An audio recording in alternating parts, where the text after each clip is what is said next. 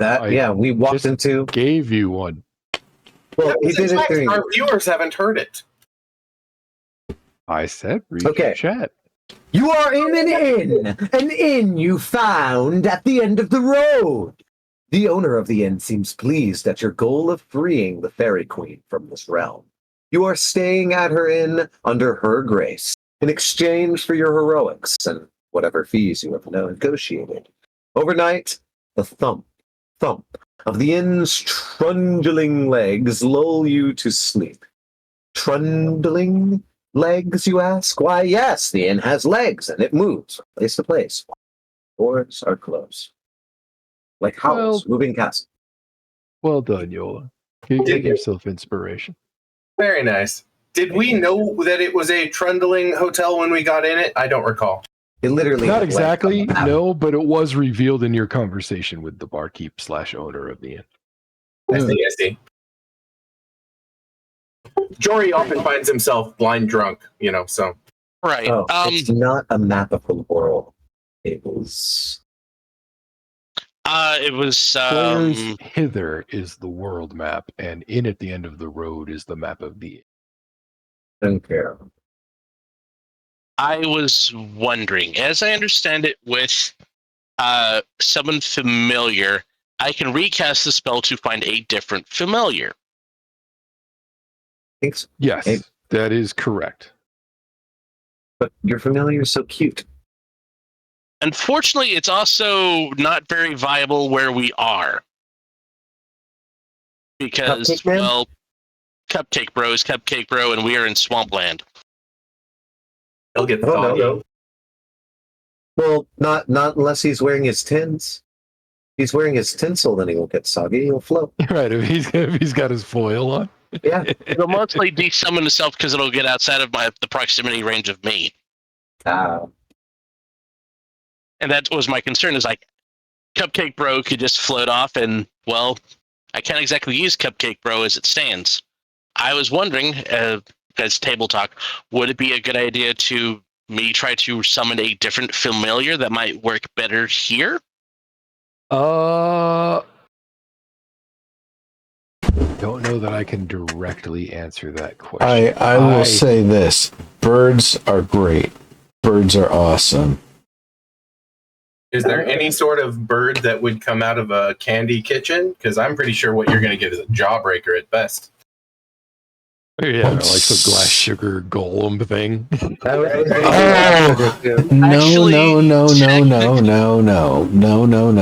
got you on this one. I get you on this one. It's entirely made of chocolate. I have seen some of the most absolutely amazing chocolatiers in the world making absolutely anything and everything. I saw a whole goddamn Viking ship and everything on a giant ass wave. The entire thing was made of chocolate and sprayed with various different, the cake sprays and whatever to get the cool colors and stuff. Yeah, an entirely. I would like here. So basically, a giant chocolate bald eagle, or something like that, or a giant chocolate barred owl or something. You get like a cloud made of cotton candy, like a cloud man. The melting point of chocolate is somewhere between 86 and 90 degrees Fahrenheit. So if it's a nice warm day, that bird is dead. Well, I mean, that's dead. One of the reasons. Maybe, okay, maybe it's a news. It's a news. Right, or unsummoned if we want to, not be gross. Like I said, I was thinking, Sugar Plum Fairy is technically a food fairy. That works. That's a reach. Sugar Plum Fairy? Yeah, it's more sugar plum than it is fairy. It's like a sugar plum with wings is what I would imagine at that point. Oh, okay. And candy wings and stuff. Yeah. If it's made from sugar plum. Again, it's something I was wanting to ask at the start. It's not something we need to do this very second. Just something to think about. Because right now my summon's kind of, he's sitting under my hat, bored. Because I'm not sure it really could do anything right now other than, Well, here at the end, you could do a song and dance and please the guests. Why is there a quest tab? Because that's a new thing that they added. Huh?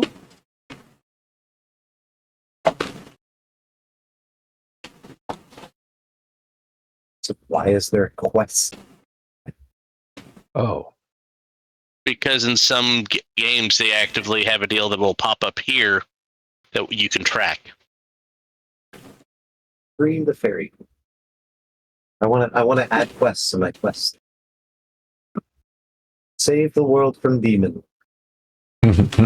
Free the fairy. Those are definitely our quests. You're not wrong. I mean, it would help with the recap. Save the other world. No.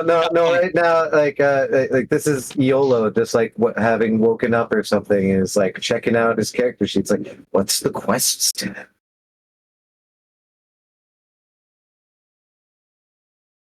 Unfortunately, Where is the quest tab? on the right-hand side, it's underneath parcels and above story. Under campaign, encounters, images, items, NPCs, parcels, quests. What, can you just see all of those or something? No, it's empty. Yep. We see it. Well, it's empty, but there's like all of those extra things. Like if I click images, it pulls up all the things you've shared with us. Oh yeah. I Items. see. Parcels I see. actually seem to only be the parcels that have been sent to me recently. Right. Gotcha. My quest tab is completely blank. Gotcha. Okay. I was Yeah, wondering no, if so they is turned mine. it into a quest journal. I understand now. I Weird, though. wish You would think they would only show the DM that stuff since only I can see it anyway. Interesting. They're a small indie company, bro. Like, give them a little slack. I don't think it's a big deal or anything. Just I'm surprised it works that way. You know? Yeah. I'm trying to remember where the spell book is to make sure I have all the things loaded. Modules.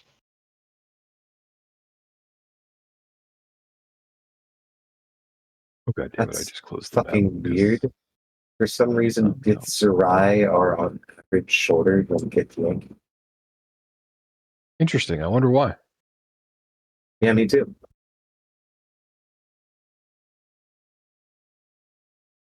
Do go into module activation and reactivate all your modules because they got deactivated. Module. Are you sure they've been deactivated? Because I've been looking at a whole bunch of stuff that's only from other modules. Well, they might be there for you. They're not for me. No, my modules are also, I'm loading them now as we're talking about it. It's just, for some reason, it let me look at various different races, classes, and other things that it said were from various different modules that... Yeah, they may have just been cached or something. Like the module that they're from may have been loaded in a cache somewhere. Yeah, absolutely. All right, well, I did that. Okay. Anyways. Yeah, YOLO would be trying to find a balcony to maybe enjoy a drink or some tea on, because moving castle, like, this is some Howl bullshit. I want to see this. Yeah, there are no with like patios or balconies or overlooks. In fact, the stairs from the ground where you were led directly to the door of the hall that abuts your rooms right now.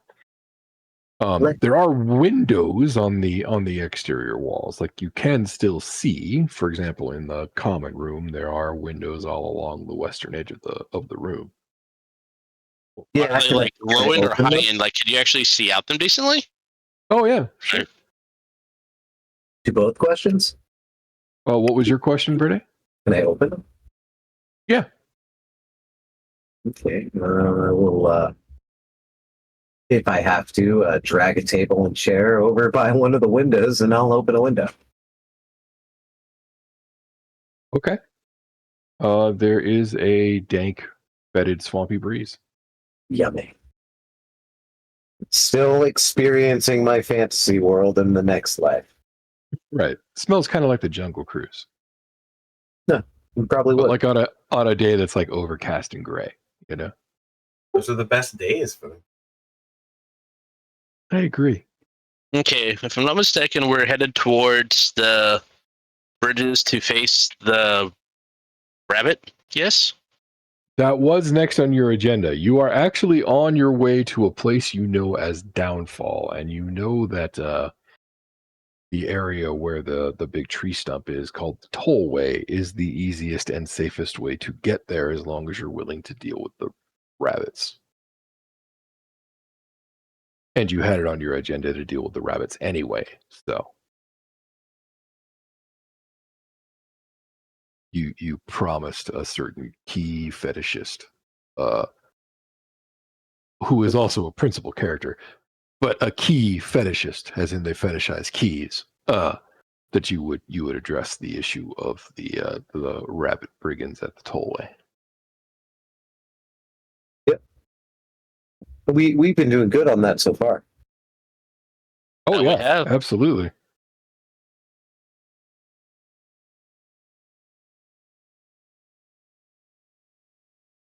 That's So, maybe try not to kill too many of the weak ones, though, eh?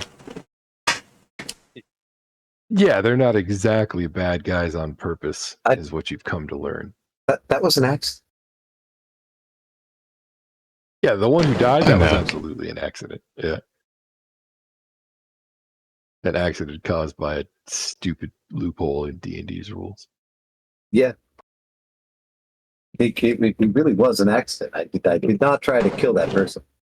Nope. No, I mean, if you do a melee type attack, you can always called shot, knock them to 0, render them unconscious, even if you crit. But you can't if it's a ranged attack. Oh, it was a ranged attack? Oh, yeah, that's right. Yep. That's one of the reasons why, if you're actually trying to capture somebody, it You recommends catch them first, right? Exactly. I think I threw him. I thought he fell out of the tree. I don't know. That fight was so Didn't I- long ago in real time that I Yeah. don't remember. No, didn't I throw him into the swamp and critted? Oh, so he took the falling damage? That would also have killed him. Yeah. That makes sense. I don't actually remember, though. You'd have to go back and review the footage. Because it was the guy that I wanted to grapple. Jiu-jitsu style.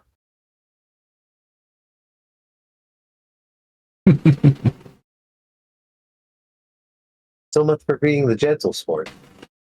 Well, no, it never was. Concussion City. Might as well like that boxing and soccer. Actually, when you're learning to throw somebody, you're supposed to give them mercy. And giving mercy is part of the technique in throwing somebody, which means you're trying to throw them either hips or their shoulders. You're not trying to concuss them. And if I were like a Japanese like policeman, having done judo like since elementary school, I could probably explain it to you better. But there's this concept that's used for attack and defense called pillowing. And pillowing has to do with arm placement. And it's the reason why in like certain Jet Li movies and shit like that, you can see the young student gets thrown, but then he doesn't hit the ground all the way because in movie dramatics, the guy used his foot, but in real life, it would be more like I used my leg underneath your leg in order to scoot my arm underneath your neck so you didn't smash your head onto the ground, but instead you just bashed into the ground with your hip until all your, breath is out of you. Yeah, throwing people sucks still, but concussions is less a worrisome thing in judo than you might think. Boxing, absolutely, but not judo.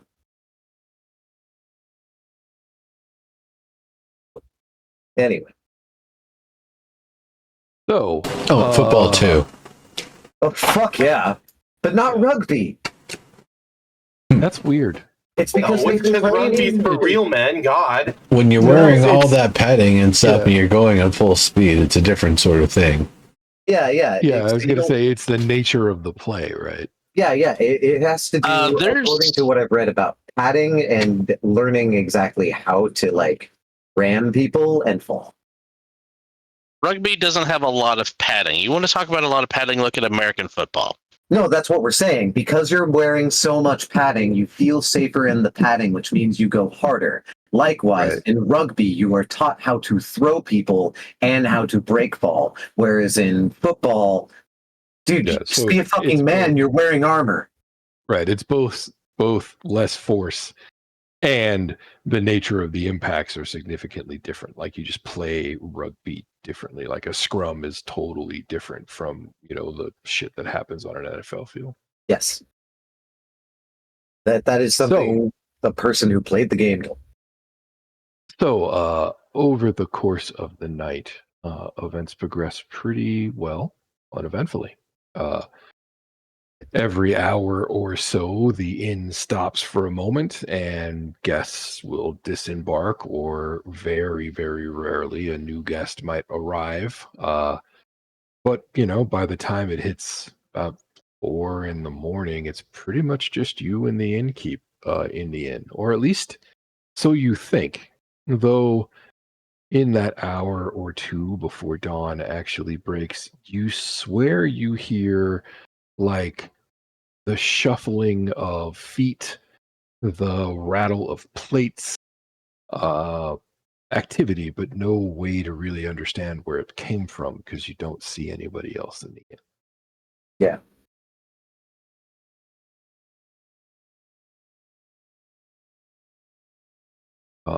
But then morning arrives, and you find yourselves about 8 hexes west of your last position.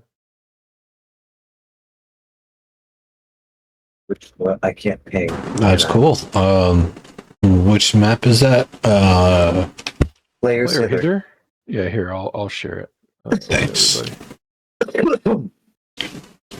There we go. Yeah, I had the inn up, but not the world map. Where are we on this map? There is a token Oh, that I see the represents token. party. A pog, if you will. A party. That's not our party. No, it represents the platonic ideal of a party. No, I agree with that. I agree with that. That priestess looks a little creepy. Maybe a bit drunk. Indeed.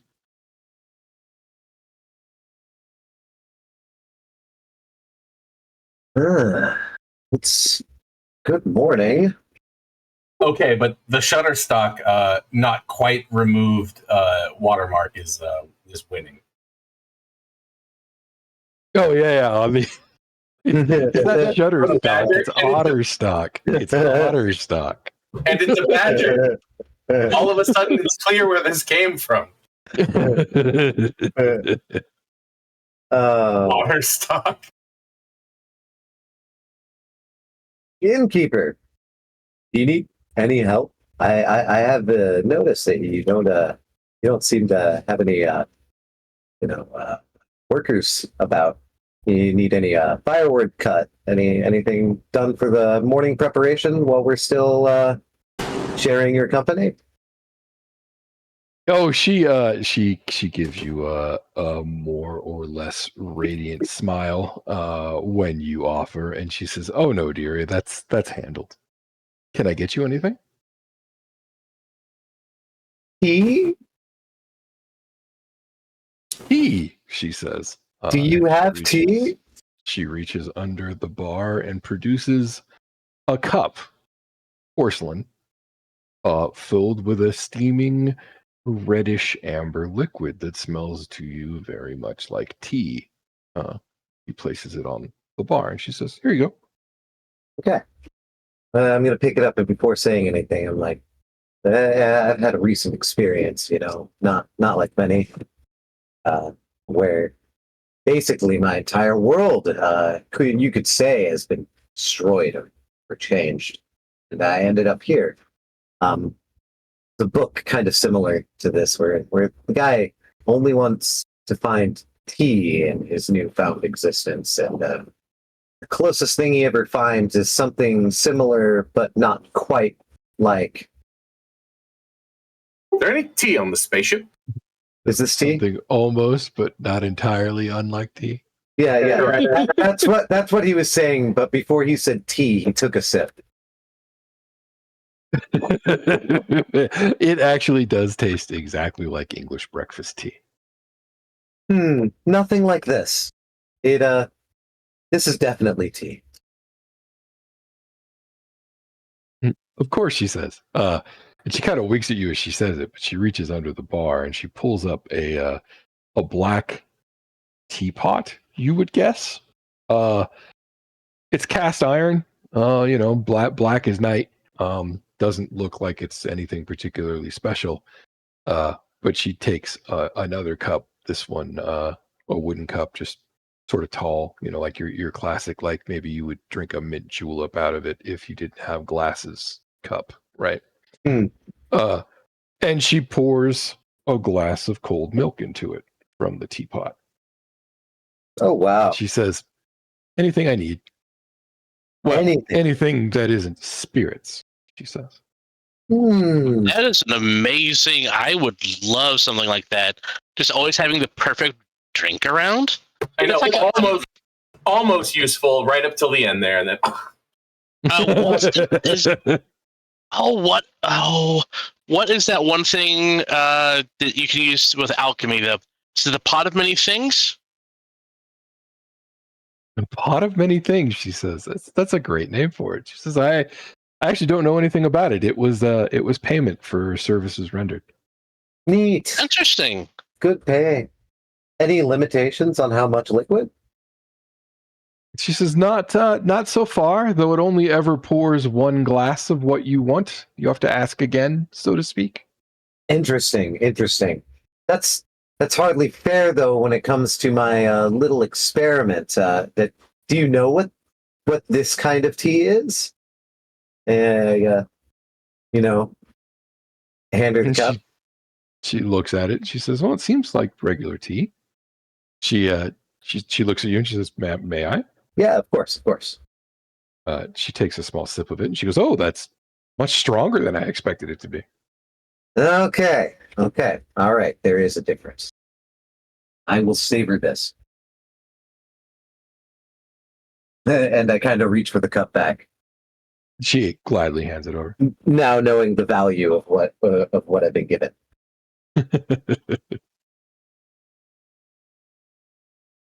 Shit. I need some oil or something in order to make this strong or like condensed so that I can put it into things.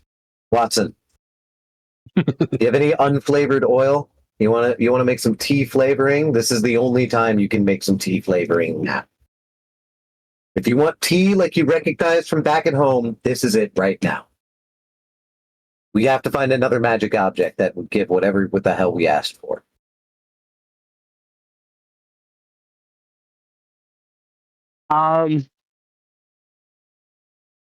It's either that or I'm drinking the tea. Drink it, my friend. You're parched. All right. I give him a strange look. I wish. And I drink the tea. Good. Oh yeah. I mean, it's not like the perfect cup of tea if you're like being honest, but it's a damn fine cup of tea. You said damn fine. I was gonna liken it to some of the places nearby my work where I go eat lunch, which is like there's a sushi joint, there's an Indian joint, there's a Mexican joint. That's a taqueria kind of. It's taqueria, but none of them are exemplars of their food. They're all. It's not offensive.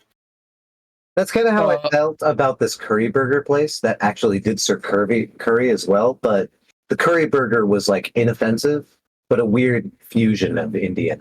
The Thai joint near my work is offensive. I don't go there, but like the Mexican joint, if I wanted to, I would drive actually to either Cotija or Alberto's because they're good. They're actually good. This place is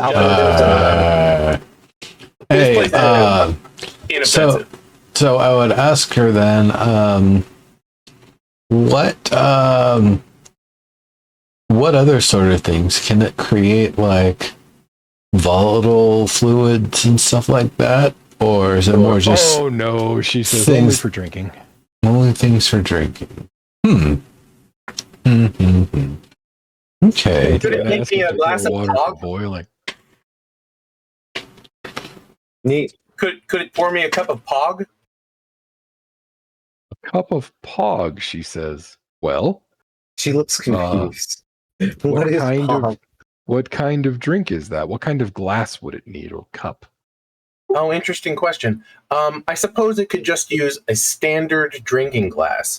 And pog is a juice from another world that is made of a fruit called pineapple, a fruit called orange, and a fruit called guava. She sort of like raises her hand and she says, "It doesn't matter to me. I just needed to know what kind of glass it was because it pours exactly one glass." A juice glass. So she produces another glass, cup because it's wood, but she produces another cup like the one that she used to pour milk into, and she raises the pot, pours it, and pineapple, orange, guava juice pours out of its spout into the glass, filling it exactly 1/8 of an inch below the rim of the glass. Okay, that's remarkable. I will take the juice and drink it, but then I will, if it tastes like pog, I will be like, okay. It is absolutely pog. Did she say anything or do anything with her hands? No. What? She Yeah. just intends this to work, and it does. The flask does. Yeah, I mean, a detail that you might have missed, but that Verde picked up on is that she didn't expect the tea to taste the way it did. Yeah, she's not. Oh, she's unwitting. She just turns it and it works. Correct. How does it? Oh, how does it know? I think it's taking it from you. Right, No but how did it request. know to take it from me and not, Neuro? Who was probably thinking hog's piss, knowing him. You're the one. You're the one who asked for the drink. Well, I mean, Okay, you did fair get drunk, so.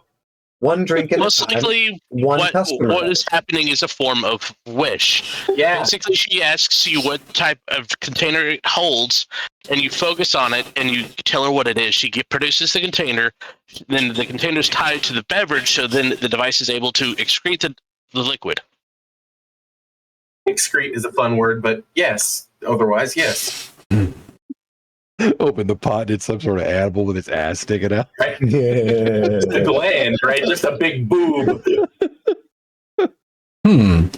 So it can't do fermented and distilled. Can it do a very large batch of a very specific Only a cup. barley soup, or is it only a cup? Only So I've ever never a cup. tried Tomato juice. tried a soup. She produces a bowl from under the bar. She lifts the teapot and she pours, but nothing comes out. And she says, hold on. She thinks about it for a minute. She reaches under the bar and pulls out another cup, this one a little shallower and broader, and pours. And rich hot tomato soup comes out of the spigot. And she says, has to be a glass. Okay. Has to be a cup. But soup can still come out. Because you can drink soup. Right. Yeah, but can I really drink horse piss? It's not a thing she's tried. Pragmatically, though. I'd want it in a crystal glass. So that's the only way one drinks horse piss. She shrugs and she says, "You'll have to find your own to experiment with." Okay. You've amused us. I'm rather curious as to where the individual got this. It was 'Cause I would payment be- for a due rendered. Right. I'm curious as to where the person got it initially that used it as payment for services. Yep, she shrugs and she says, "Honestly, even in the old days, Prismere was a place where people just sort of turned up from all over." I get that. Except we didn't just turn up in Prismere, we turned up in this other place. Yeah, no, I get that. Well, that we still showed up in happens. Prismere. We just had a layover. No, Well, you went here on purpose. yeah, we planned here. We had a planned flight here. We didn't know that the carnival was going to go like that. No, we didn't know the carnival was going like No, that. but We you stepped through definitely the made mirror a knowing choice to what go was through. going on. Right, exactly. I'm still convinced that like this giant time skip is going to happen when we get back to the carnival, and the Demon Lord is going to have conquered like half the world, and this was our training. Of course, this is the training montage. That's where we're going to walk out of here at like level 12. Damn, you are very hopeful. I gotta ask, what's the largest sort of cup or glass that you're willing to part with? I can compensate you for it if you'd like. Like a punch bowl. Part with? Like you want to buy a cup from me? Well, I would like to take it with me because I do not have a large cup-shaped sort of thing, unless a barrel with the lid taken off and a handle kind of haphazardly slapped on. she laughs and she says, "I think you're asking a bit much, son." She says, "But I do have," and she reaches under the bar one more time, and produces a topped stout glass, of the kind with a hinged top. Yeah. Right? Holds about a pint, you would guess. She says, "This was left here once by a gentleman who's never come back. I suppose it's fair to call it mine now. I'll part with it for 5 silver." 5 silver? Oh, can I just give you a whole gold, please? Wow, flashing around money like that, huh? You little lordling. It's a little lordling over here. Because it's because the offer is just so lovely, and this is only kind of half of the request. Let a rabbit talk shit. And she says, You're I a hare. see. Well, if what you're asking is if you may, for some silver and the remainder of the value of your coin, have not just the cup but also its contents, I see no reason not to accept that offer. Can you tell me about its contents by any chance? Well, this one, she opens it and reveals, is presently empty, but she gestures to the teapot and she says, I thought perhaps you were requesting a fill. Oh, I certainly was. I want a beverage that is a very, very specific sort of thing. It is. She says, can you imagine it? Oh, I can imagine it in a big way. She says, all right, well, then let's play a game. She says, Remember, it can't be distilled. as she looks at the glass, or the flagon, I should say. She says, if my teapot can accurately reproduce what it is that you desire, then we will take your coin. If it's not quite there, we will happily part with these gifts as compensation. What do you say? That sounds absolutely wonderful to me. And she says, all right, then without saying a word, let's fill this flagon. She hinges open the top, she lifts the teapot, and you roll wisdom. DC 12. Did you send him a message or something about what he wanted to make? No, he has a very specific goal. Table talk, it's a wisdom roll. That means none of this is real. Okay, so what were you imagining at the moment that she begins to pour? A glass of holy water, blessed with our heroic blessing, being a hero, that is flavored in such a way that it is irresistible to the demon lord. Okay. Okay. So as she begins to tilt the teapot, there is weirdly enough the sound of perhaps a choir singing a single high note from afar. That's good, because I was going to ask how we're going to test half of your conditions. But you can't quite place its origin. It seems like it's everywhere, but also very distant at the same time. A nimbus, a mote of scintillating light, begins to form at the tip of the spout of the teapot, as if the light itself was liquid. Oh my Indeed, god. it coalesces into a drop that at first you believe to be blisteringly white hot, or perhaps yellowish gold light of a brightness you have never seen before, until all of that passes in a moment, and what is left is a crimson liquid that slowly fills the flagon.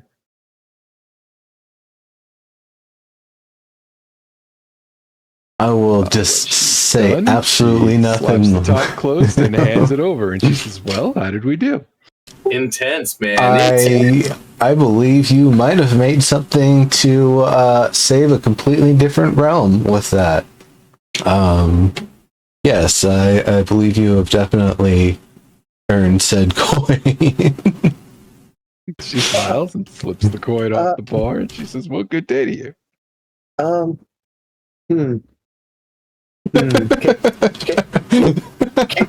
Can I also do a test for a gold coin? This one's just something out of my world's history, so I'm just interested.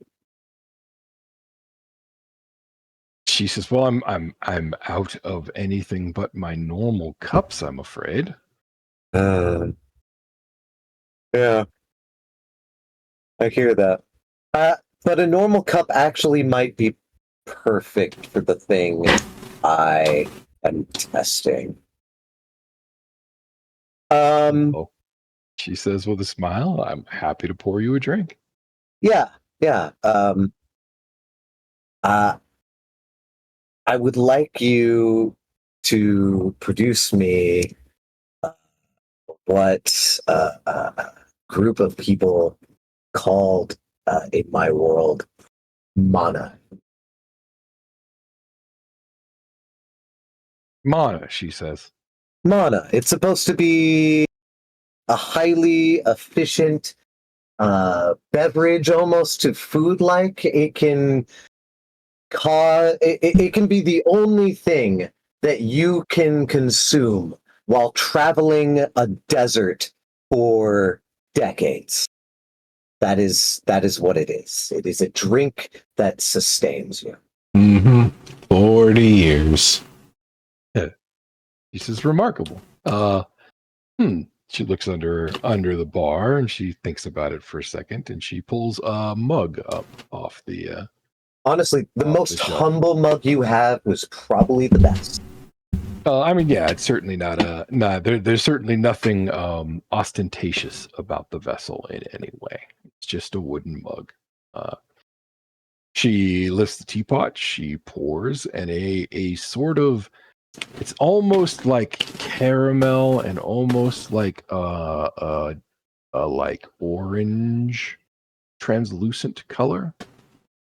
It almost like shifts depending on the angle that you look at it, but a kind of thick liquid does pour from the teapot and fill the cup that she hands to you, and she says, "Enjoy your mana." Pour a gold coin. Here you are. Who wants to never eat again? Oh, that sounds delicious. No, there you go. And I'll give the cup of mana to Phalian, who can use it better than my undead ass. Right. You kind of don't need it, right? Nope. I'll kind of like take a little sip of it, see what it's like. Yeah. You take a sip of it. It actually kind of tastes like if you were to make tea out of the ingredients for beer, like if you were to drink, Malt caramel. Yep, that's what I thought. it kind of tastes like that.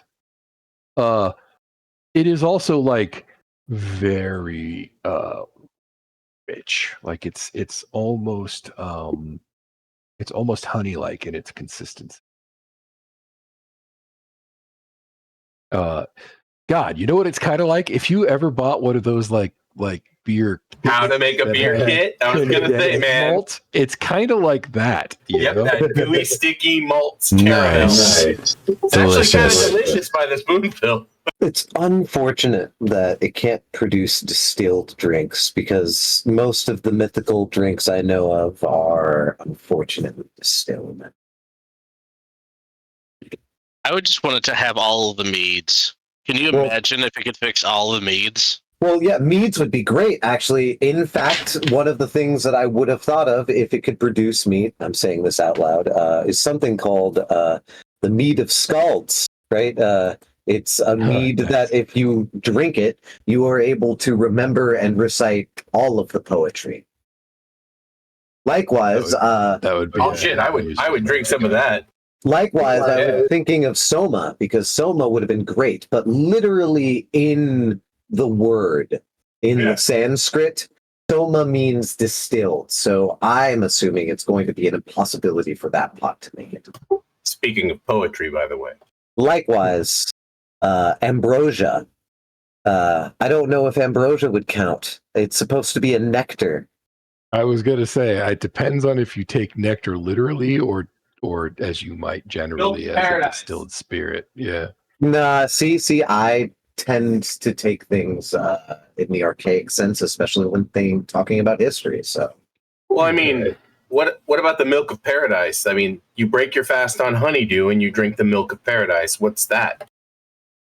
That pot can't make the milk of paradise because the milk of paradise is a magic item directly tied to Xanadu. Yeah, I don't know if you Maybe, could pour it. I don't think it could pour it because you couldn't drink it. What do you mean? You can because you're not in Xanadu. In Xanadu. No, okay, so it's the same argument. Okay, yep, I get it. And if you did, would you just be stuck here, wherever here is? Yep. No, I think you'd be stuck in Xanadu. That's the problem, right? Thank you. That is very amusing. And she says, I've cherished it ever since I acquired it. I would too. It's fantastic. I would love one for my own kitchen. But then again, for me, half the fun is actually cooking. She nods. She says, I understand. For me, it's more about the smile on people's faces when they get what they want. That's fair. That's also something to treasure.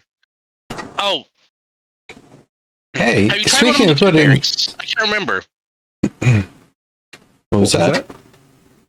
Have you tried one of my good berries? Oh, yeah, you gave her one last night. The smell and the taste is so fantastic. It gives a sense of completion, you know? I'm actually looking to find a way to make something just as good as in a meal form as a good berry. Welcome to good berry. It might make a fantastic jam. Oh, yeah. Yes. See, the challenge with that, though, is the temporal nature of it. So it would have to be, you'd have to keep it in something that prevents it from aging, like no time passing, which isn't something outside of our reach, perhaps. Sure, you could put it in your item box, for example. Oh, yeah. Mm. Well, that's where I've been putting all my good berries, and they have been disappearing. Yeah, it's because of rats in your item box. Yep, shrinkage. I just was thinking that it might just be because since it's a second-hand item box, second chance. Yeah, it's not perfect. Exactly, just like me. So, I think I'm going to just without saying anything, pull one of my sugar glazed mushrooms out and hand it to the innkeeper. He says, "Oh, Yeah, uh, this is from the, yes, this is for you. I got a bunch of these, so I figure, yeah, nice little gift for you. And when we kind of came here through the whole, witch light carnival, the, weather lights carnival that got yanked out from the deal that was done. She says, "You're not the only ones to come from there." Yep, but we're the ones who are going to deal with things. We hope. While that fair was going on, I stocked up on snacks because, golly, everything there looked good. And I had enough to throw a coin here and there and get a little bit of this and that. And it was fun. It was good. And some of these things are absolutely delicious. So, here, this is one of them, the sugar glazed mushroom. She smiles. She takes the gift graciously, and she says, "Well, thank you very much. Hope you don't mind if I eat it in front of you." Oh, by all means, go right ahead. This is as fresh as it's ever going to be. She takes a bite, closes her eyes appreciatively, kind of sighs in content, and she says, "They do make the best treats there, I swear." I would love to study in their kitchens. Oh, Yeah, She maybe. smiles. She says, "Yeah, say what you will about goblins, but the truth is they cook a lot better than most people think they do." Absolutely. well, some goblins do, not all goblins. She shrugs. I ran across some that didn't know which way the pot went. She laughs when you say that. She says, "Fair enough." Then again, you can say the same for professional quote unquote cooks. Sorry. Yeah, right.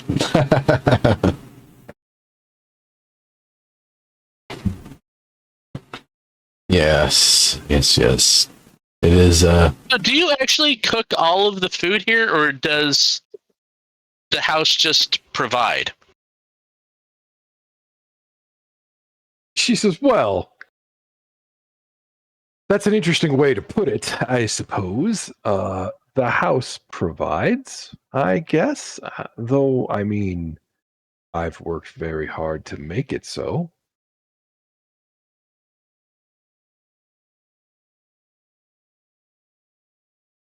She says, "But that's what the inn is. It's a place that provides." I really wonder if this is an elder mimic that just likes people. The whole inn. She Yeah. laughs at that. She laughs and she says, "No. I assure you, it's strictly inorganic." In organ.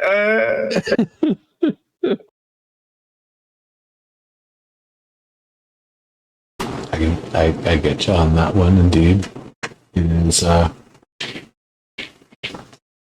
It is definitely a wonderful gift to have gotten, and I'm glad that you get to run it and make things all nice for people in this absolutely shitty time. It sucks out here. This is terrible.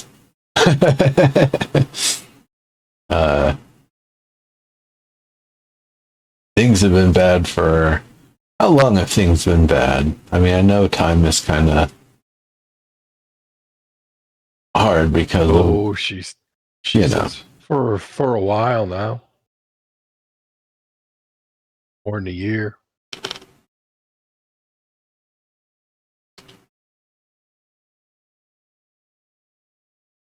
Hmm. I guess she wouldn't say year. She'd actually say more than a turning. Ah. Well,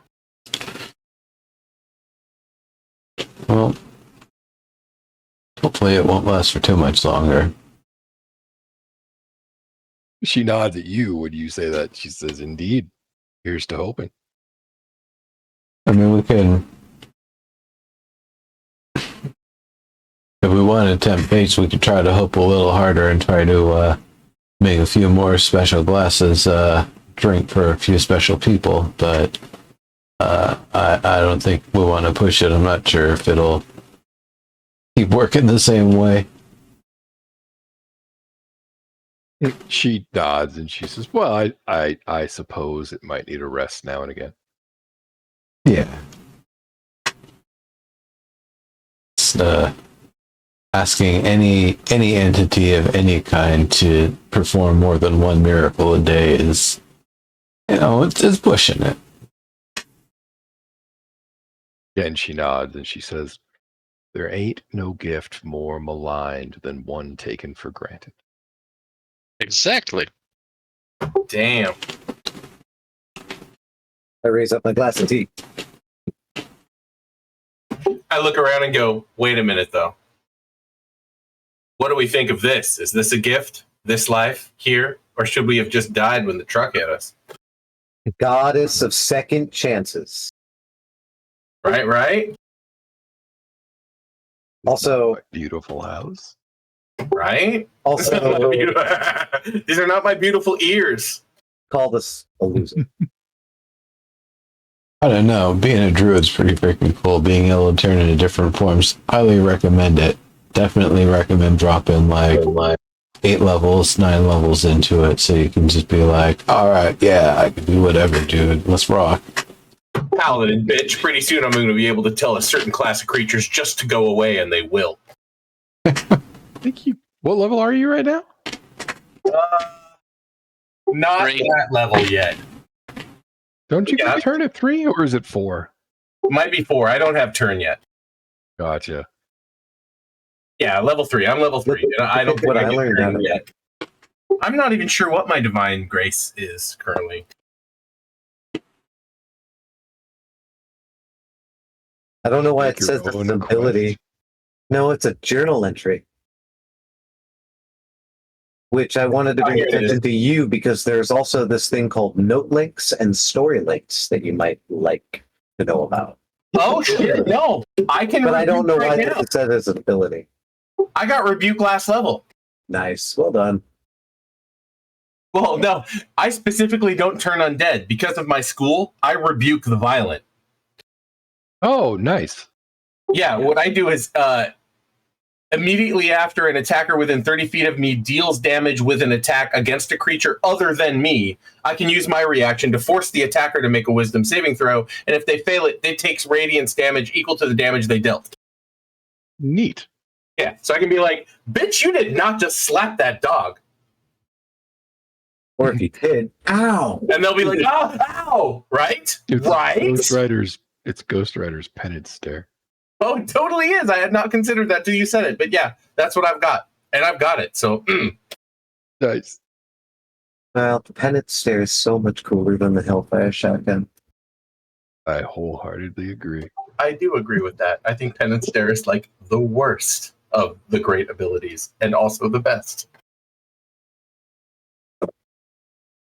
Bitch, you It did has not. one clear fault to it, though.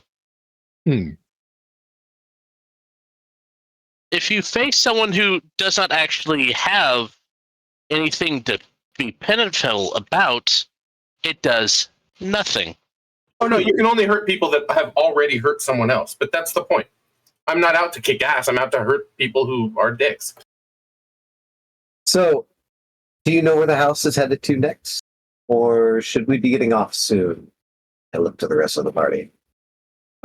She actually looks out the window as you say that, and she says, well, if you're heading where you said you were heading, I figure, excuse me, you've got 2 choices. Stay with us another night, and you'll find yourself on the other side of the highway.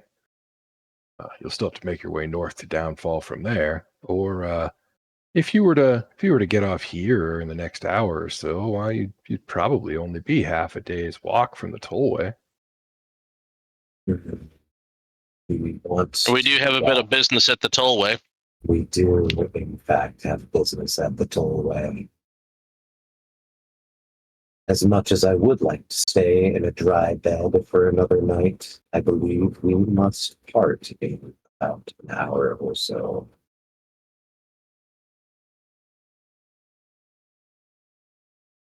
Everybody else agree?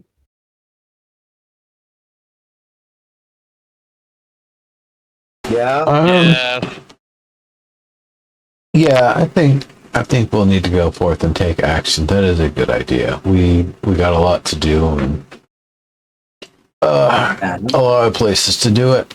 It has been lovely to take a stay here at this inn. While we're here for the next hour, though, you're familiar with something called pizza. Oh, you wish to share the knowledge? Are you? No. Yeah. Are you familiar with something called pizza? She says, no. Okay. Tell me about the sort of flatbreads and stuff that you're familiar with, like kind of doughs and stuff that you work with, and sauces and that sort of thing. Before you give knowledge, could I ask for an exchange? It's more actually a request. We're going to go save the fairy queen. I was going to say, is there anything you would want presented to your rightful lord when we see them? She thinks about it for a moment and she says, I don't think I have much to say to her lady that she wouldn't find a burden to hear. It is every ruler's burden to carry the weight of their citizens. I do insist, if you think she should hear it, you ought to tell us. She nods as you say that, and she says, that's fair. If everything goes as you plan and you free my lady, then tell her realm is troubled and her people oppressed. Okay. And that her law has been corrupted. Okay. Now go about explaining pizza. I would love to see regularly. Yeah. So she tells you that she's mostly used to making breads that you let rise. But that even though she makes a pretty decent flatbread. The kind they make seems to be a little bit more like naan than say like Western flatbread, but there's not that big a difference, Yeah, so I'd probably go with more like a sourdough sort of bread for the task, and like a really large amount of it to kind of roll it out real large and flat. That way she does have a pretty large kitchen, so you if you want to demonstrate, it's not very hard to do so. Oh yeah, I would definitely do that, and probably have Watts assisting as well. Maybe doing another one in a different way so she can see kind of what variations there are. Oh, and one thing that you do notice when you enter the kitchen, it is abuzz with activity. At first, it seems as if utensils, ingredients, etc., are being manipulated and moving around on their own. But as you watch, you sort of realize that what's actually happening is there's probably some sort of invisible entity or entities operating in the kitchen. As you step into the kitchen, though, as your host does as well, she seems to make no never mind for them, and they either all make way around her or it somehow allows her to pass unharmed as if it's not there at all.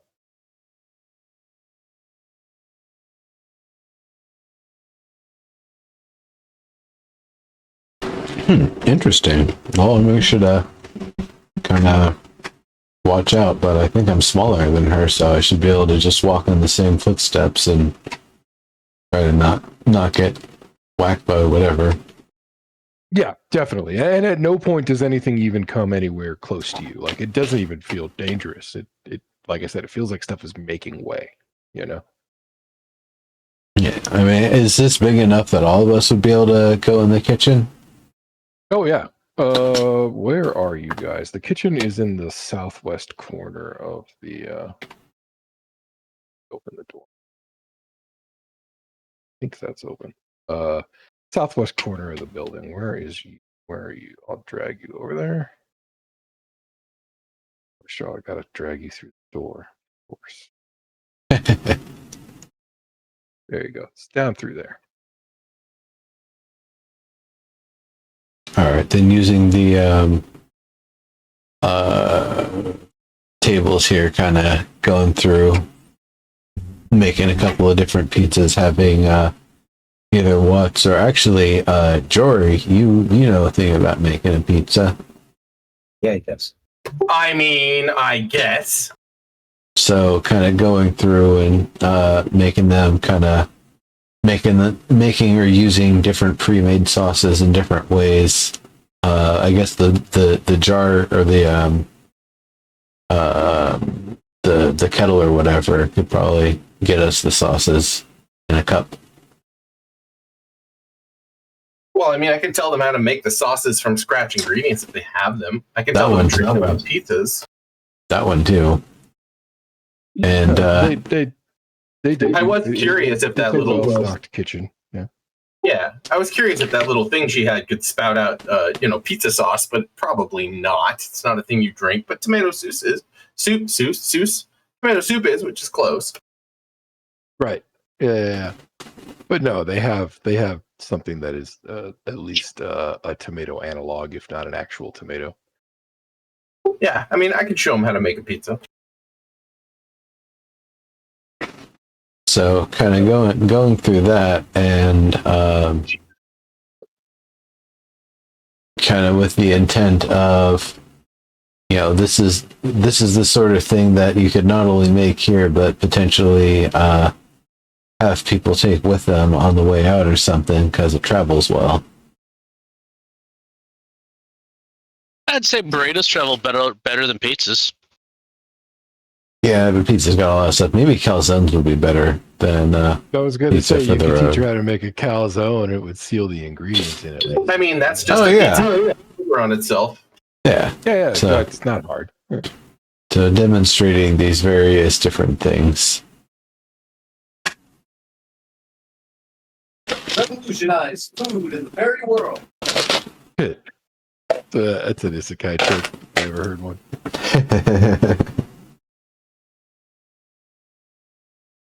If it was played to trope, it would be like, I could teach you how to make Japanese food, but for some reason, the one plant you don't have is rice. Oh, you could substitute with a different gooey grain, I'm sure. If you got couscous, Yeah, there's a lot of ways to get around that one. Yeah, that too. You got to make it gooey.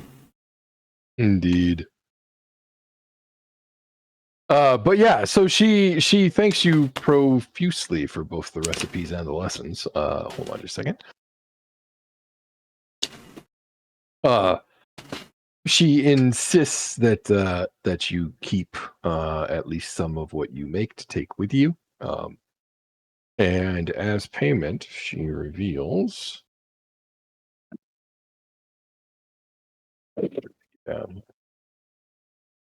her private stock. Oh wow! Wherein she keeps several various kegs. A few of them are wine, some are more clearly something distilled. Most of them, though, are clearly meads and ales. Oh, very nice. I'll defer to you on this, Nero.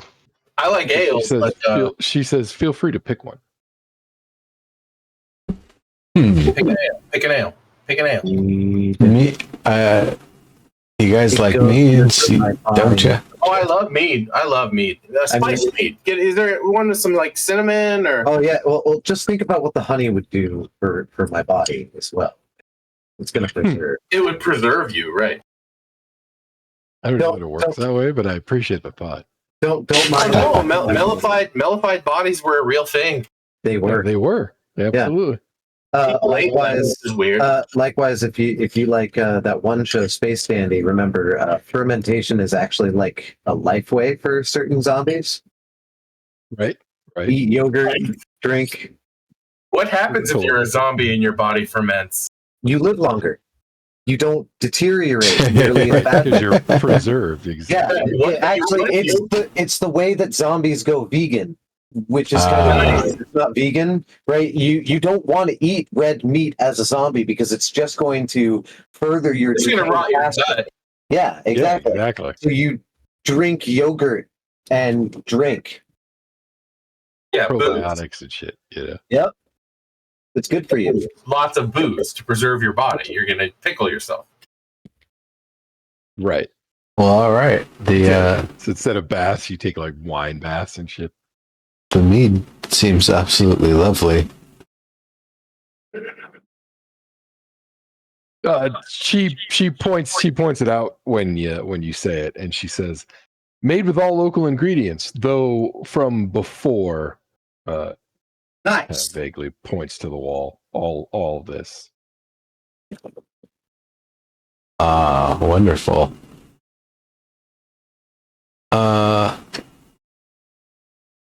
They're all the same ones. Same She batch. says, "Yep, all from the last batch. We haven't we haven't stopped anywhere long enough to make anything new."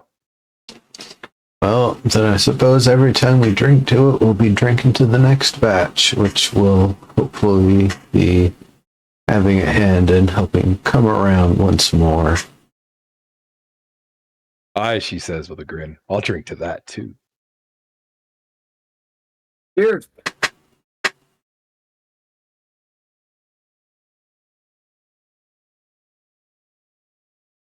And add yourself a barrel of at the end of the road mead.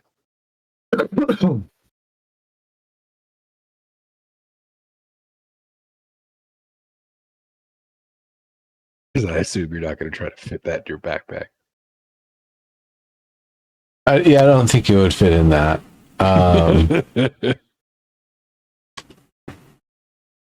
That's going to be definitely something we kind of cart around with the stuff. Totally.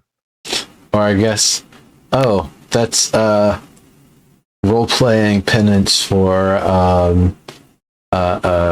Cyrano, and at this time you get to just have a barrel of booze strapped to your back.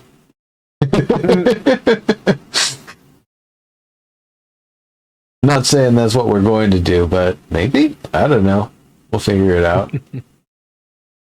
It's the strongest character I've played in like 4 characters. Well, there you go. I only have a strength of 13.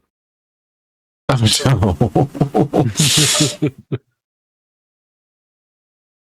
no. Strong. I play Dex characters.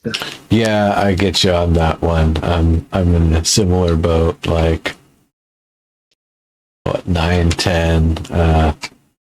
Harper was probably a lot, maybe a bit higher. Yeah. Bards don't Yeah, I need was to be gonna super say, strong. I feel like Harper was a little bit strong though, like for his class. Yeah, I think he got some pretty decent rolls and was able to get a decent bit of strength. Also, from the multi-classing, it definitely helped to have a bit of strength. So yeah, maybe he did have a little bit more there. Yeah. We're gonna be in like the only real civilized, well, not civilized, but big gathering of places. Too, after we get past the tollway, right? That's not exactly how Downfall was described to you. Okay.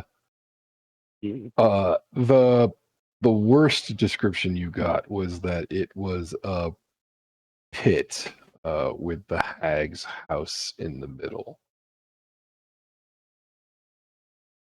Yeah. At best, it was described as a den of bullywugs. Well, a den of bullywugs does mean a large gathering of people. Yes. Yeah, I wasn't. It also means that a part big of hole what full you of said. bullywugs. I was more refuting the, like a city, like dispelling any preconceptions there. It might be Okay. closer to say like a village type or something of that nature. Or maybe like a manor and its surrounding serfdom, But even that's more idyllic than I think you're expecting, Great. They're swamp Not people, pretty. so I was expecting Yeah. like a hollowed out tree and What? The Are you making southeast it- of Act 1 in Baldur's Gate.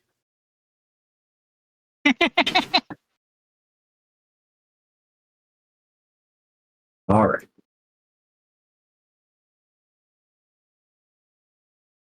So, your demonstrations take you an hour, during which the house trundles along the side of a river while the water is low, leading you one hex to the west before it rests. There we go. Thank you, Brain.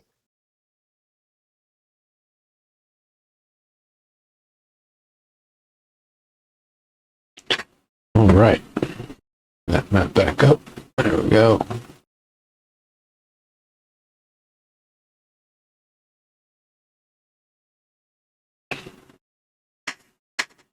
So onward to the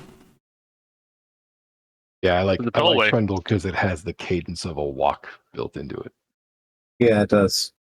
But I mean, to trudge is the word and the walk of a man who is destitute but still has their way. I love that Something movie. like that. Totally. That's funny. It could also plod, I suppose.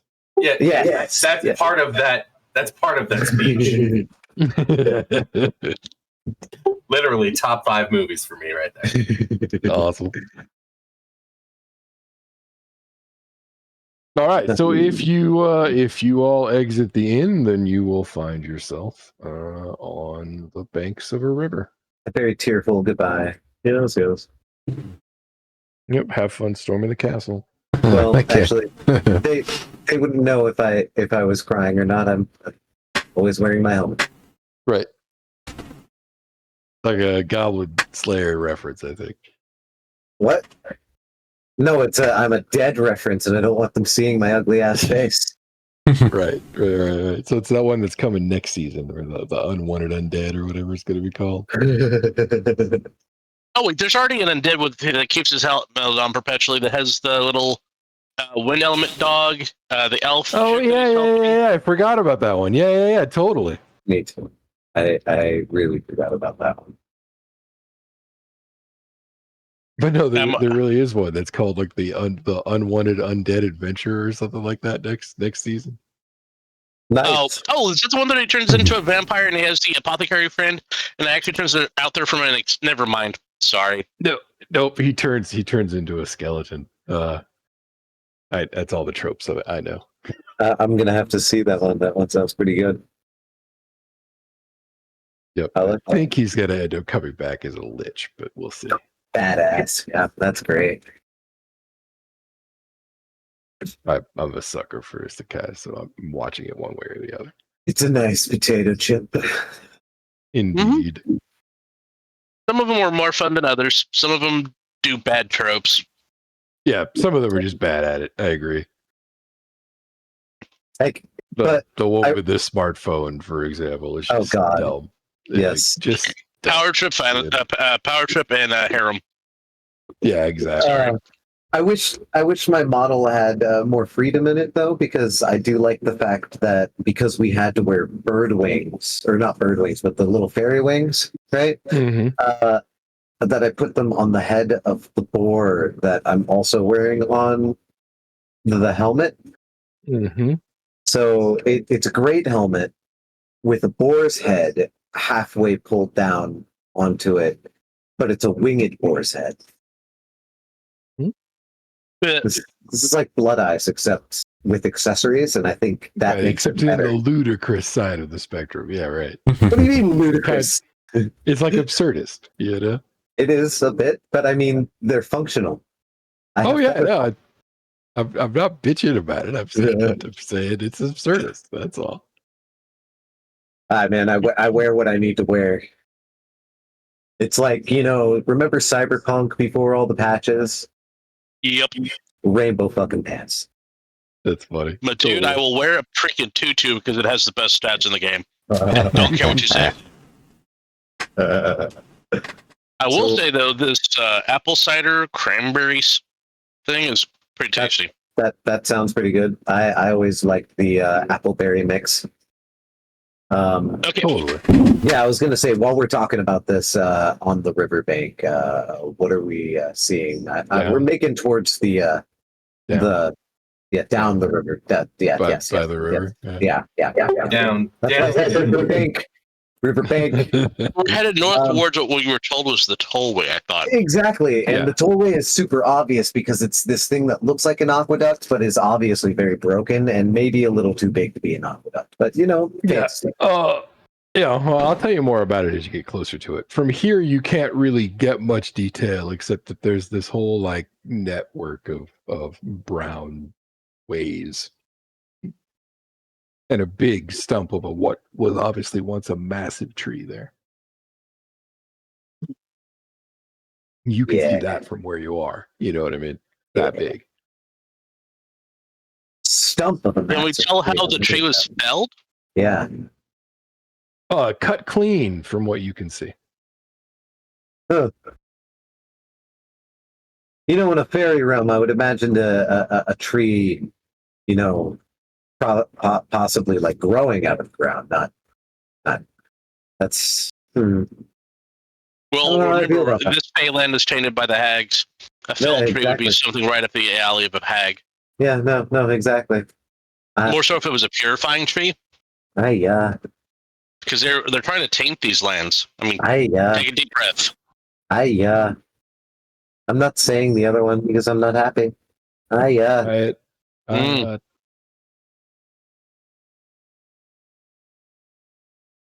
All right.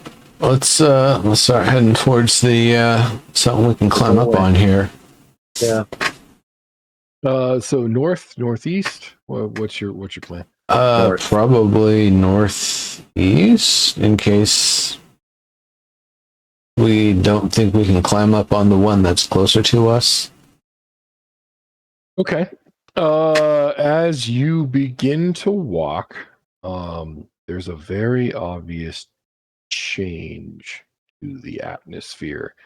The air gets a little bit colder, the humidity rises, and eventually a sort of like almost over the top theatrical ground fog forms over the squishy marsh around you, rising out of both the swamp and this really, like, when I say ground fog, I mean like Quake 2. I mean like 3 inches tall, Gotcha. But like as you get close enough, you can see that these what you suspected were aqueducts are in fact rickety wooden causeways that rise up out of the marsh. They look like they're just high enough that they're above the water line when it floods.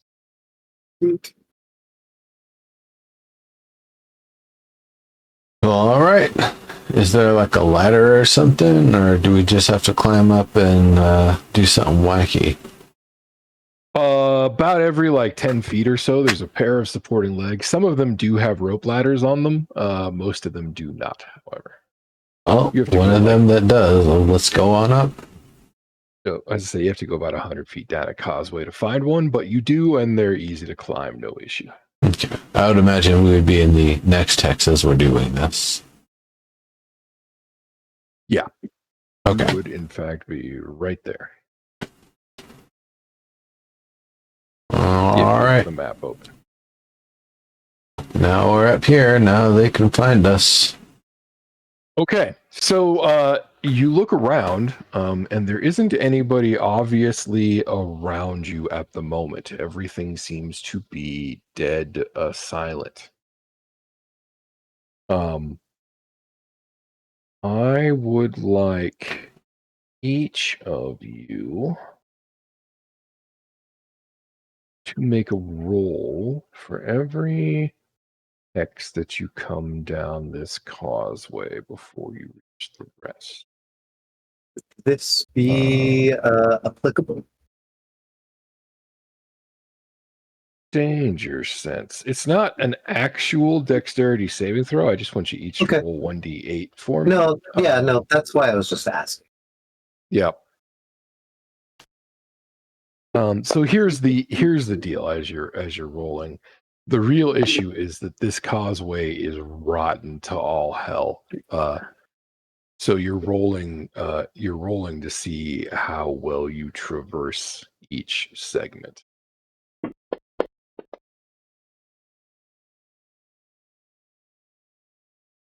Anybody got the float spell? We all do. It's on our wings. Yeah, your wings have feather fall, so you're not going to die. If you're wearing them, anyway. They're All on right. my I'm head. not looking for feather fall. I'm looking for me floating along and not disturbing the bridge. Like levitate? I gotcha. Oh, No, they actually, cast levitate. question. I have something like it. How large can my tensor's floating disc be? You can't 15, something like 15 foot. tensors because it's not motive, you know? It does move, but you have to push it, and it can't sit a particular So, like, you could- height above the you ground. Pull it maybe like a raft. Well, I was thinking like one person rolling, way less disastrous than 4 people rolling. Just statistically speaking. Yeah, only holds up to 500 pounds though. Yep, 2 people tops. Yeah, 2 people in gear. Yeah. Dang it. Oh well, I was trying.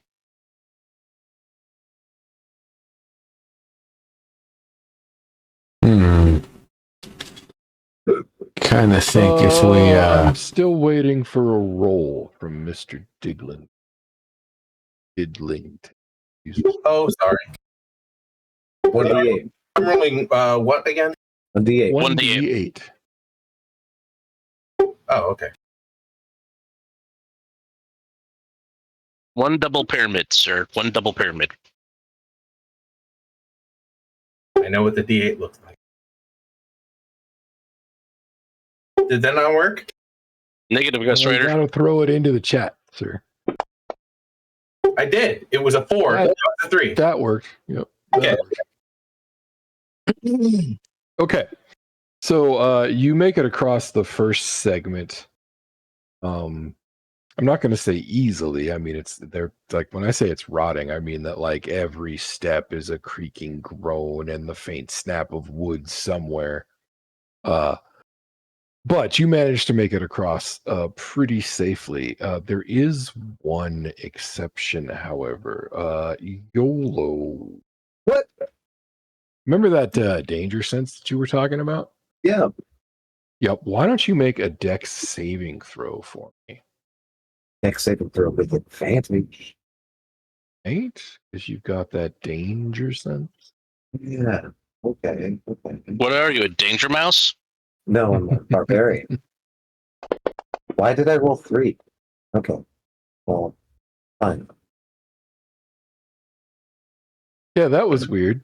I rolled 2d20 and then it rolled 2d20 automatically for me because it knows that I gain advantage on dexterity saving throws. Oh, okay. That's weird. Should I try that again or? Well, no, the better of the two that it rolled in the actual chat log is a 20, so you're fine. Okay. That said, the causeway directly under your feet and behind you begins to shift and crumble, and you make it across. But it's pretty clear that if you were to try to go back that direction, You would not be so lucky. We're not here to go backwards. All right, but that said, you do make it onto the bend of the causeway. There's still no sign of anyone around you. Did those rabbit people like have kind of like a whistle or a chant that they did or something? You do remember them singing a song, but you don't hear any of that. Yeah.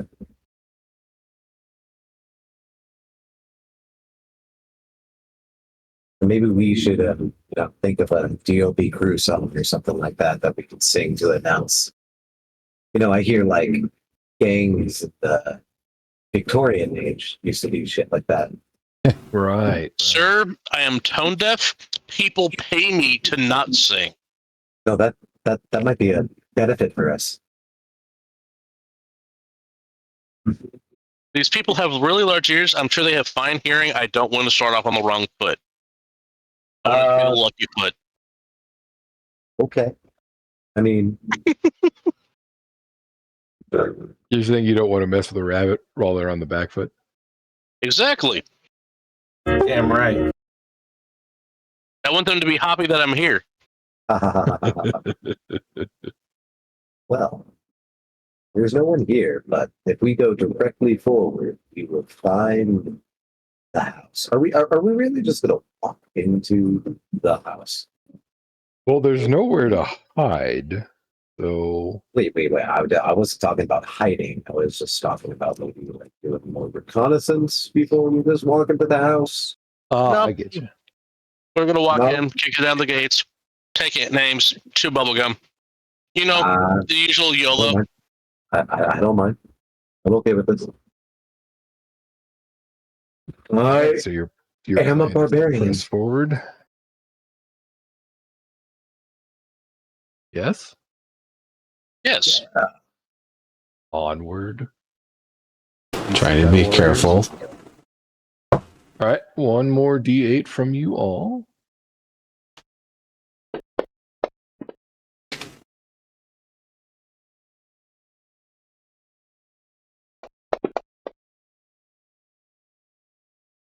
You're just about extremes, man. What? Last time you rolled the 8, this time you rolled a 1. Yeah. I'm the unlucky one this time. Yep. Waiting for Jory again. Joy! I know you can hear me over your music when I say things loudly. Hold on. Wait, what am I rolling? A D8. D8. Just a D8? Yeah. Sometimes you feel like a D8, you know? Remember, you're walking on the causeway. Should have rolled a D8. I should have rolled a D8. Look, I got the same thing as last time. Yep. So this time you again mostly all make it across, but as Watts surmised, there is a groaning in the wood and a shifting of the plank that he stands on, and he realizes that his diminutive weight is just enough to cause it to collapse. Watts, can I get a DC 10 Dex save?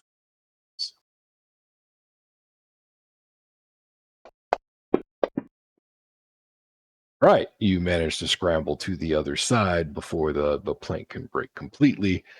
But when it does, it takes one of the support legs with it. It sort of like leans off to the left and Timber. once again leaves the causeway behind you inaccessible. Gotcha. I mean, it's only our duty to shout out that. Yep. There might be somebody. Fair. On a random side note, a friend of mine's asking, would a dwarven bard, be able to do a one-handed handstand with acrobatics or athletics? I'm thinking acrobatics. Both. Yeah, I think you could do it both ways. You would need both if I was DMing. The answer is if you're DM. I mean, they've certainly got the arm strength for it, so like I could see how athletics would work. No, right? so you roll one acrobatics because of the body motion in order to get into form. You I see what roll you're saying. one athletics, then to hold form because It's a trick of your body to be able to move in a cartwheel. It is another trick of knowing what to tense in order to actually do a freestanding handstand. That's true. Right, without It's also- blowing all your energy. I totally get That's what you're saying. totally true. But each roll should happen over an actual step of the period. So it's like you do the roll for the original setup, and then you have to wait, and then you do the roll for the can you maintain. Yeah, no, that all makes sense. I feel like that's a little more hardcore than like 5e generally asks for. So like depending on the party, I would probably That's because 5e is one or the other. But it's not that it's pussy; it's less stimmy. Also, we probably shouldn't call it pussy. That's like, I mean, Pussy I takes a pounding, wholeheartedly agree. and pussy is harder than dick. we need More we need hardcore. we need a different adjective for wimpy. It's wimpy. Yeah, Is it didn't moist even- then? No. How about say this? soft. It bruises like a flower. Right. Yeah, bruises like a Silas side. Blue. I don't know what color it is. That's weird. Liar. Faerly is back. Welcome back, sir. All right. In the space ahead of you, you can see that this causeway overlaps another that seems to run sort of northwest southeast and continues onward towards the tree if you decide to follow it straight. Yeah. I'm trying to strut my stuff.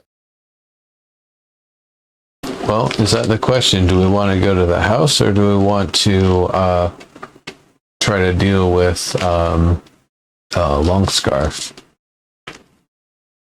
Yes. Do we have a way to get down to it safely? The one that runs under the causeway you're on right now? Correct. Safely is maybe asking slightly too much, but certainly without expectation of injury. We have pepper.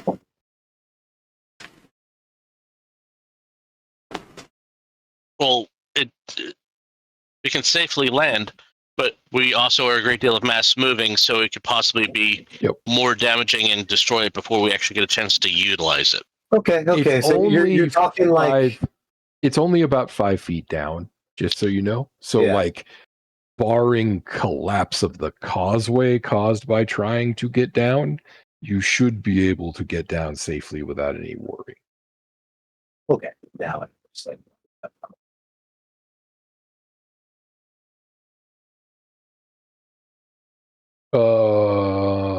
So are you moving into the next text there? yeah. I personally vote going after Longstar. That way we get more experience and loot. Somebody beat the tie. Right now we have 2 abstained and 1 and 2 sinking Longstar. Yep. I mean, you got to move into the next hex either way. Was my thoughts. Either.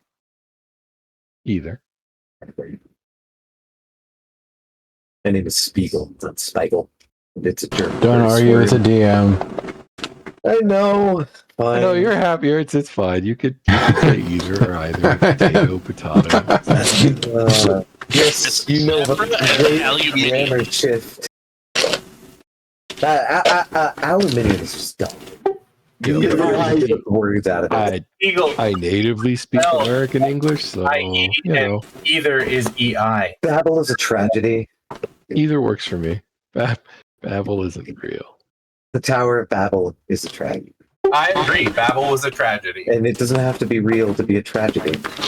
No, it doesn't. I agree. I The feel story like where all the more languages get confounded than a is tragedy. a sad story. Oh, okay, yeah, absolutely. It's definitely a farce, but if you're taking the farce and you're mummering it, All of the languages It's a being tragedy. confounded by some supernatural force is a fucking tragedy. There's nothing good about it. There's nothing rad about it. It's Why do we have terrible to in go all out? ways.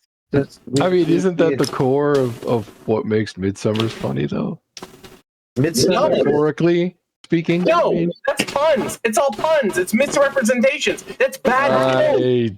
I see that the word metaphorical perhaps flew above one like a baseball bat. And, Well, no, the whole joke is that it's misinterpreted. That's the joke. You'd have no play. that is literally my point. That is You'd have no play. literally my point. Like, Yes, because they fucked their language up, we had a play. Better than no. I'm saying what makes Midsummer Night's Journey funny is that everybody fucking misunderstands what's going on. Correct. It's the core of the comedy. It's an illustration. You were saying it's a tragedy. I was saying it's a farce. I'm saying it's all about how you look at it. Okay, narrative. It was a great example of showing that God was a wrathful existence and to be feared. Yep. I need all of you, by the way. Hilarious. Oh, that is so great. Damn it. I rolled a 7. One more D8, Mr. Didlington. Diddlington. Mr. Didlington, I presume. Thank you. That's why I named myself that.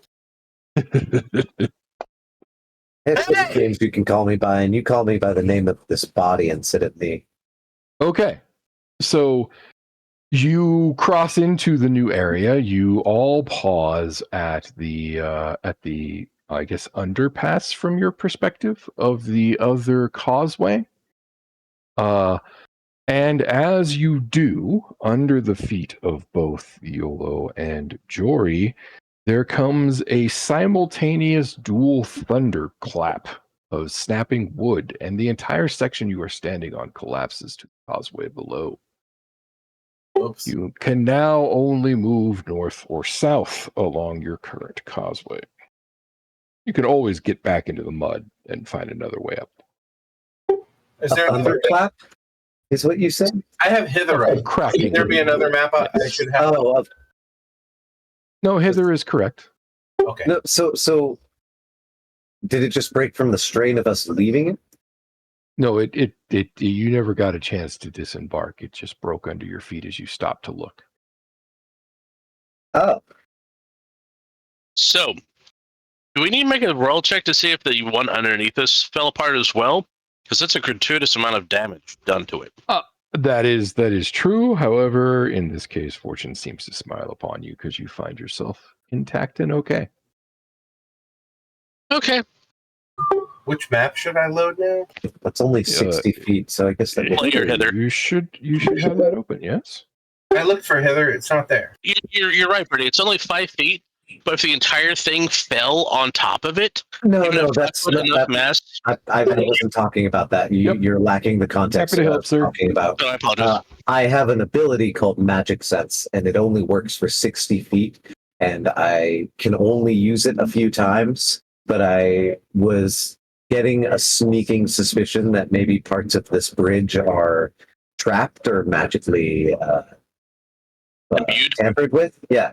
They're magically malicious. Yes, exactly. That's very funny. But using magic awareness would be a waste because I can only use it a couple of times. It's per long rest, though, right? Yeah, I can use it.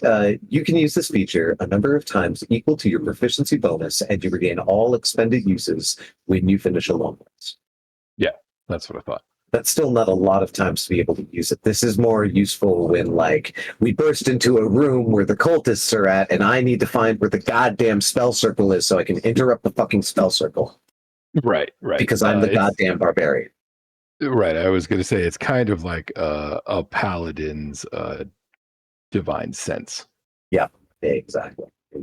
Useful, but you generally want to conserve it because you only get like 2 or something like that. Exactly. I get it because of the path wild magic. I'm imbued with wild magic. Gotcha. My rage brings it on, apparently. Another weird, surprising thing about Iolo's body that Miguel Morverde anticipated. But All right, cool. you want to head north? Is that what I'm reading here? We're dealing with Longstarf first, so I yeah. All right. Well, I will need D8s from all of you.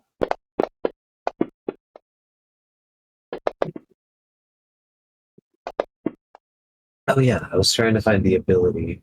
You said D8s, but it sounded like dudes. Dudes.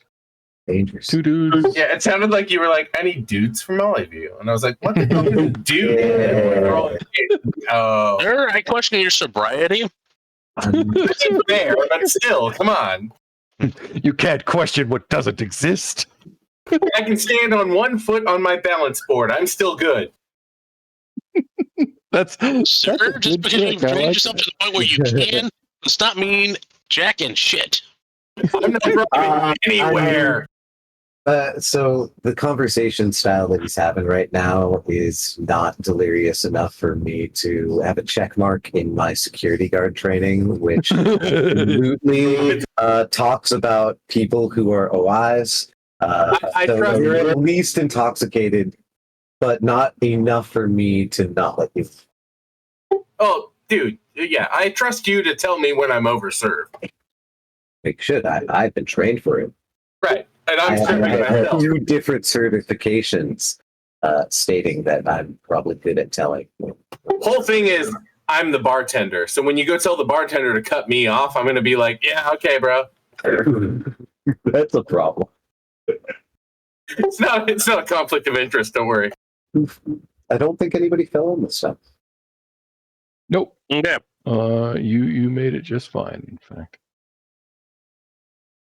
Now that we want to go northeast, yes? Is that just for dramatic effect, or is it getting real misty, like 100 feet ahead of us or so? It's misty everywhere, but there is like a fog bank to the north, if that's what you're referring to. Isn't that where we need to go to see the Lone Scarf? Well, it looks like we need to go along the side of it. But we actually need to go to that tree stump. Fair. I mean, if that was like a boss fight, that's probably where it would be, right? Likewise, I don't think there is a, let's call it a artery attaching one leg to the other one. I think that fog bank is cleverly blocking out what may, be assumed to be a pathway. Yeah, let's go that way.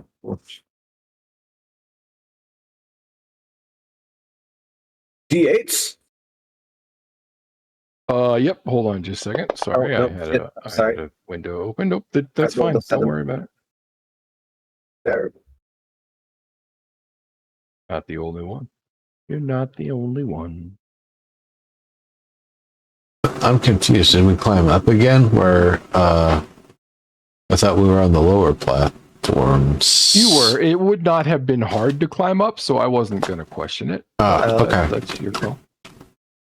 I was just wondering. Nice one. Okay. I feel like they need to make it a little bit more obvious because I thought it was just a one path. My bad. Yeah, if you zoom way in, you can kind of see it. The whole thing though is Escher-esque as painted. It really is. I'm just enjoying my it's a charcuterie board. It's a fairy realm, so fair enough, Okay. So once again, the causeway collapses beneath you. Can I have either Jory or Baleon roll for me athletics? I got an athletics. Let's see. Don't worry about it. I'll let you both make the attempt. It's fine. No, I did it. Yep, you're fine. So even though the causeway collapses, you climb up to the level above you. You manage to pull everybody up. Kind of by linking arms, with Jory being the anchor holding most of everybody's weight. Rolled 19 and +3, so Yep. All right. So you're all good. Faerly. Mhm. While Jory is excuse me, there's a fucking fly in my room that I'm gonna obviously have to murder in a moment here. But yeah, so while Jory is pulling everybody up, It occurs to you as you check to make sure that everybody is safe, that there is one extra person in your party that nobody seems to have noticed, a hunched figure in a hooded gray cloak. There's I a will- really uneasy feeling about this person, whoever they may be. I kind of point to them and say, "Hey, who might you be there?" They sell a special peanut butter and jelly.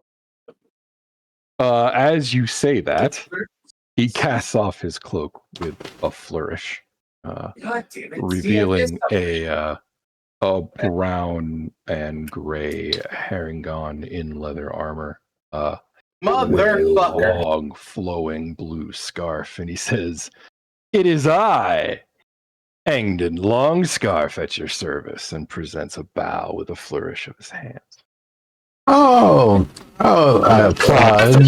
I applaud to him. Cheers, cheers. Oh, yes. You're the one who's got everyone's best. We wanted to ask if you could tell us a story about how that happened. That's the asshole. You guys, that's the bad guy. This No, is the guy. shush. Oh, as if to punctuate the exclamation that that's the bad guy, some of the fog parts, and you realize that on either side of the causeway are two large skiffs, teeming with herringon bandits. I told you. And Angdon says, and you know, I say teeming, but like, to be fair, You mean stocked with, like ready to go. it's three people on each skiff, but you know, it's enough that it's a decent group. You know. They can operate it. Well, this just got exciting. Yeah, as you react, Angdon nimbly and way more quickly than even you think a herringon really ought to be able to, basically literally leaps circles around you from plank to plank, sometimes kicking off of them so hard that it literally strips a plank off the causeway. That's cool. Do that a few more times and there'll be a hole. Looking at the skiffs here. His people are not on the causeway. Yeah, no. No, I know. They're on boats. Likewise. No, that's what I'm looking at here. Tell me about the boats. Are either of them big enough that if we jumped on them, they wouldn't just fall apart? Yeah, these are skiffs. Yeah, they're not like, if you hear the word skiff, you might think of like an actual sailing vessel, but these are the kinds of skiffs that you would pull across a bayou. You know what I mean? Oh, so they're like, I don't know, tender or they're about like 10, maybe 12 feet long. No. At their widest, they're probably only like 2.5, 3 people across. You know? No mast though? No mast that you can see, but you could probably rig a mast in one. Yeah, You yeah. don't have them though. Yeah. I suppose what I'm asking is, can we jump down onto one of them? Yeah, you absolutely could. Also, the other thing you notice as the fog clears is that the water is rising. Oh shit. Is there a tactical map for this?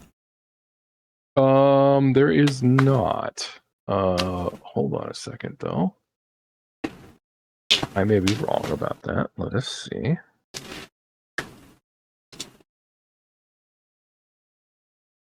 I do not see a map.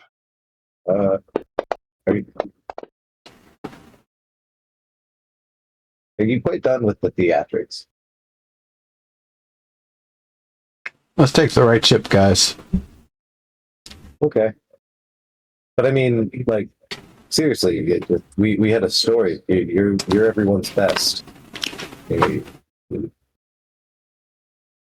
I was never sold on the long scarf guy was the best guy thing. I always thought he was No, I'm not sold on it. No, he's not the best. He took their best. Yeah, no, yeah. You asked a question about a story.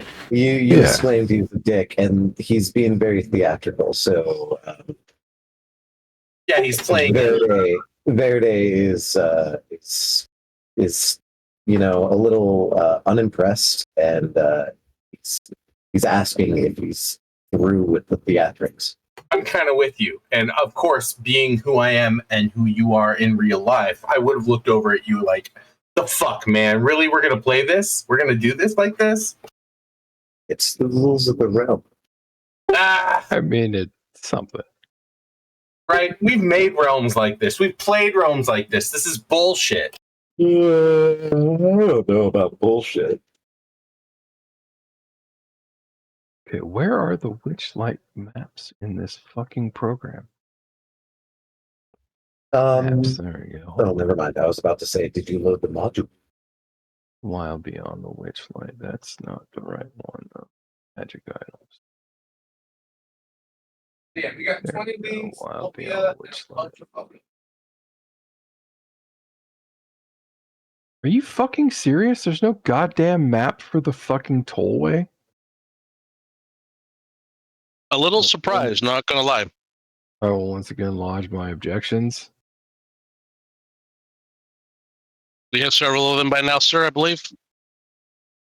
Yeah, there's I don't fault WotC for like the tone of their content. I think that's editorial and not a thing that I have a problem with. But the coverage of their products can sometimes be really spotty. Like stuff that you would imagine would be a thing that you would include in a campaign pack, for example, just isn't there, you know? Like, we can appreciate not having random field 11776, but key location not having a map of any fashion? What? Right. And that's exactly my point. Like, I'm looking at the list of maps that they provide for Wild Beyond the Witchlight, and it's not even 2 pages in the UI, like it for the entire campaign. That's so weird. Did they not expect you to have combat that often? I don't know. Do you know is it irritates me. On the other hand, though, if you look at Curse of Strahd, it has a shitload of maps. I suppose that's probably because that's what I mean by it's spotty. By the way, like some places it's fine, other places it's not. I assume though that's because Curse of Strahd has so many potential branches in it that they had way more possibilities that they absolutely had to cover. You know. Likewise, it's That's one of the also- oldest cans they've been kicking down the road with every edition, making a new version. So, yeah, True, they'd have true. an accumulation by now. I'm just All right. scanning them in and making them into PDF form. I feel like I'm probably gonna have to.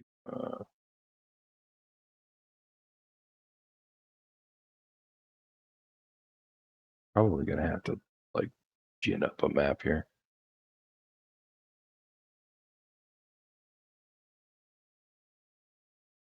I've When noticed you some, do on that, some I'm stuff gonna go recently, though. AFK for a few minutes.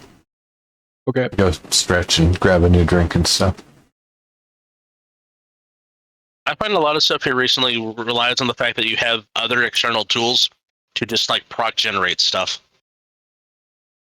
Yeah, and in fact, had I realized that this was not a thing I had a map for, I would have basically just proc gen one up.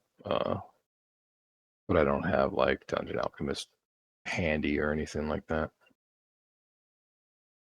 All right, I'm just gonna fucking paint one like a schlub. Is there not like a bridge map by default? Not like a schlub, like an old school master of dungeons. Come on. I mean, to be clear, there are actually lots of like images of bridges and maps of bridges, but they're all the wrong kind of bridges. I'm just saying, own I what got you're you. doing. Yeah. Like if I had like one of those battle mats that's a whiteboard, you know? Yeah, you'd be drawing it out right there, right? Right. Exactly. So that's basically what I'm doing. That's a good charcuterie board. It's fun. Also fun to say. And hard to say.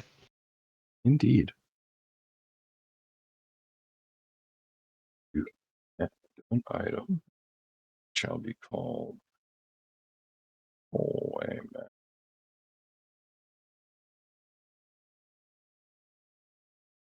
Genoa salami, Italian dry salami, and calabrese.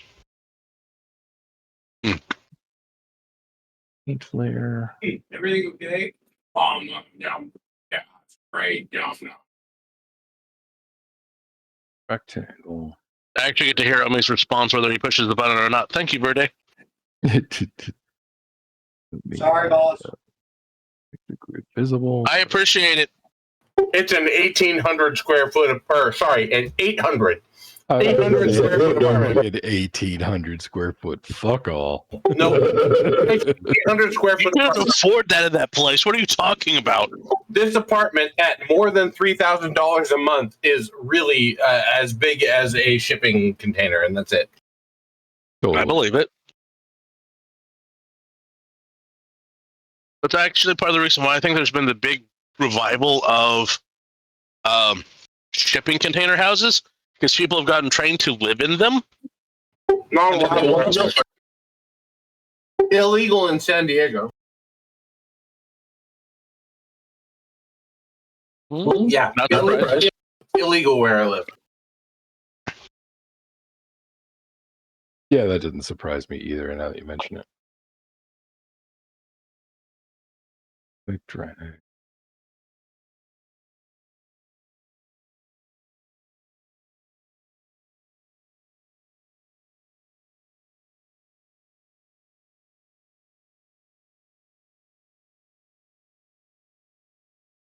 There's no fucking fill tool? Are you serious? Well, that's irritating.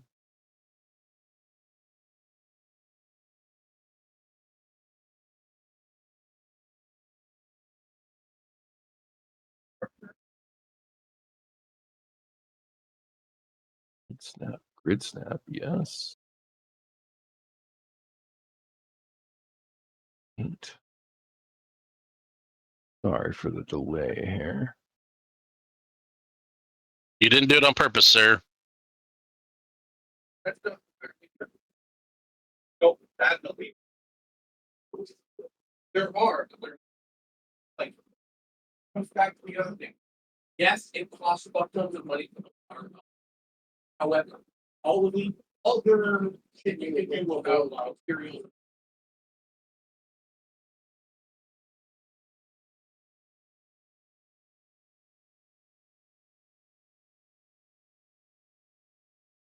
I can't figure out how to get this thing to fill the square that I draw. That's kind of a pain.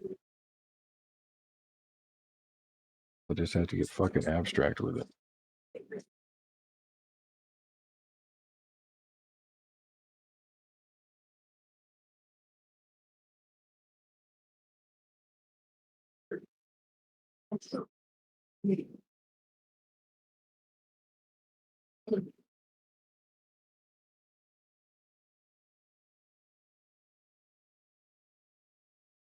Fidelity, so the paint.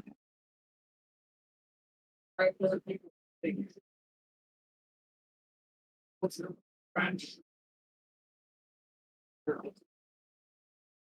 It's usually commodity sold by.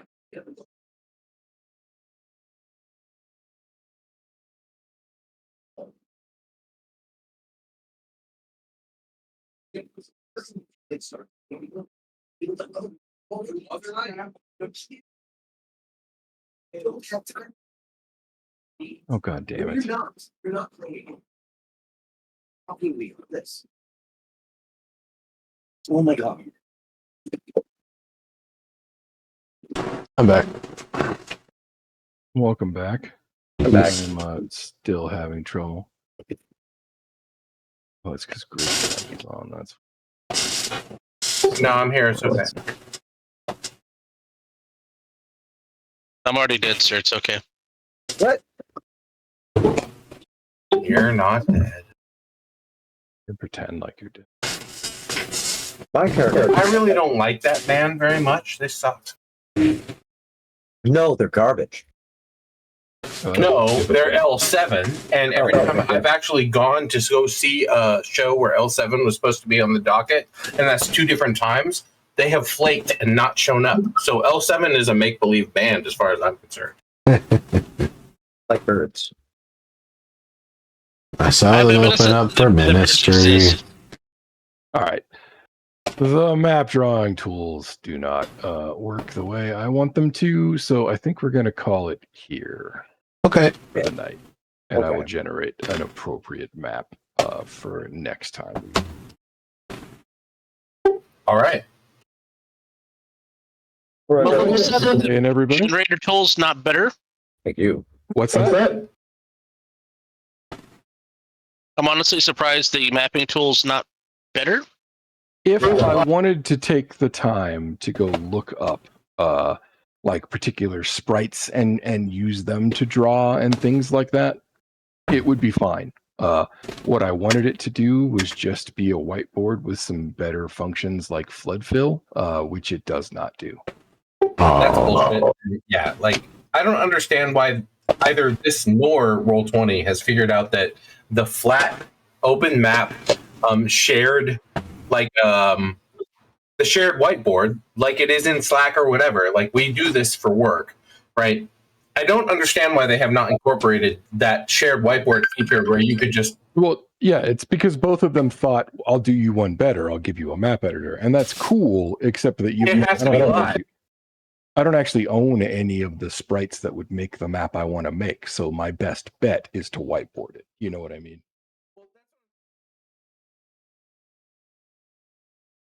Good night out there, everybody.